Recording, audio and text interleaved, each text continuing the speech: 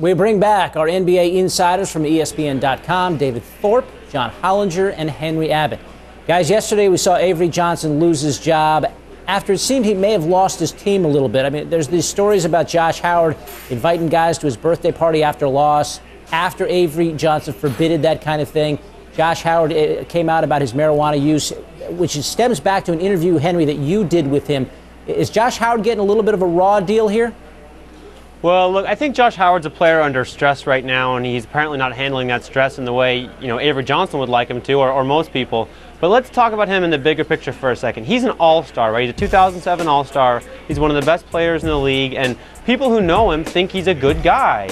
When I did the initial interview about a year ago where he told me that he smoked marijuana, it was part of a bigger interview, and people who read the whole thing, all the commenters came along feeling that Josh Howard was a kind of a cool, reasonable guy, and there are a lot of people in the NBA and outside the NBA who've smoked pot before, and that's not earth-shattering news. What's weird is that Josh Howard admits it.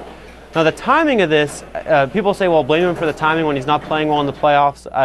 I don't know how much you can blame him for the timing. The guys from the Dallas Morning News say he's been honest about this for 5 years, and it just, it became news now for some reason. It was on record, time when he's playing not playing well now, but I don't know that this means he's got some big problem. If there is something going on in his life, I guess it's related to the Jason Kidd trade. Once the trade was completed, Howard kind of became like the fourth cog in this Dallas team, and his role has been diminished, his stats been down the whole time, and I wonder if this was some kind of weird way of kind of getting his name in the spotlight again and getting his name in the mix. But long run, I don't think we've proved that Josh Howard's a bad guy. In fact, I think over the course of his career, he's proved to be a really effective player and a good guy on and off the court, and he's got this hang-up that a lot of people have, but I don't think it's the end of the world. Hey, guys, I mean, it seems like we're sifting through the wreckage of the Dallas Mavericks at this point. Avery Johnson's fired. But Avery Johnson came out today, said he's learned some lessons from his coaching tenure there in Dallas, and he's ready for his next step. I guess the question is, where's that going to be? What are you hearing about that, John? Well, I think the possibility that you have to at least consider, even though it's kind of improbable still, is whether Avery Johnson and Mike D'Antoni will end up switching teams. The Suns keep saying that they want to be more disciplined and a better half-court team and more defensively focused. And then on the other hand, you have the Mavs who say they want to be a little freer. They want to push the ball up court with their offense and get Jason Kidd more involved in that transition game. And what better way to do that than if they were to make a swap? Now, Avery obviously is being mentioned for other places as well. I think Chicago's going to take a real long look at him. The Knicks are being talked about, and there's some other openings that may come open here in these next couple weeks as more teams get eliminated and coaches inevitably get fired. But that Phoenix-Dallas swap possibility is just so titillating. You just can't stop thinking about it. Boy, that would be something. That's never happened, right? That has never, ever happened in NBA history. I'm not sure anywhere else for that matter. Can't think of any example. Okay. David, let's go right back to Mike D'Antoni. Do you think he's coaching the Suns next season? I would guess no, but I don't think that script's been written yet. I think that they'll meet probably tomorrow and talk to management and talk to ownership. It's amazing to me that it's even being speculated when you consider what an incredible job he's done. You can't punish a guy for losing to a team like San Antonio a number of times, just like you can't punish when teams were losing every year to Michael Jordan and the Bulls. That's how good the Spurs are, and I just don't think people realize yet in the clutch they're very, very special and rare. So I think that this is not a surprise, and another factor as well. This is different management. Steve Kerr is not the guy that came in with Mike. Whether you're talking about college or pros, when management changes, very often head coaches change as well because they have a different vision. So I would not bet that he'd be back in Phoenix next year. It certainly could happen. But, I mean, there's 15 teams out there, including guys that currently have a coach on their roster that would love to make that change if they knew Mike was interested.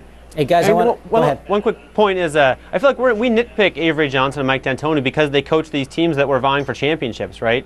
But if you compare them around the league, the little flaws they have, they're little flaws. Like these are top flight coaches that are on the market right now because they were supposed to win championships and they didn't. But if you're the Knicks or something, you love to scoop up one of these guys.